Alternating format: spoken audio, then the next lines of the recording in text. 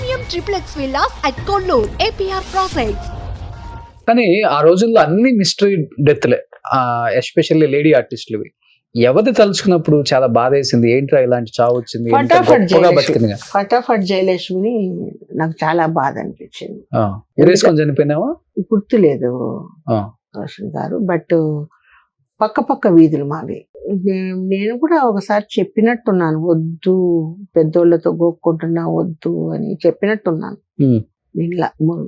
అమ్మాయి చనిపోయినప్పుడు ఇద్దరు శవాలను నేను తగిలానండి. ఒకటి సావిత్రమ్మ గారిది ఫస్ట్ చనిపోయినప్పుడు, సెకండ్ ఫటాఫట్ జయలక్ష్మి. ఎంజీఆర్ మేనల్లుడిని కదా చేసుకుంది, ఫటాఫట్ చేసుకోలేదు, చేసుకోవాలా అని లవ్ చేసుకోవాలి. పిల్లలు ఏదో ఉన్నారన్నారే? లేదండి, అదంతా రూమర్ లేదు. ఓకే, చాలా చిన్న ఏజ్ లో ఆమె చనిపోయింది.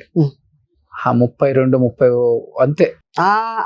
ఇదే మాకంతా గుణపాఠం.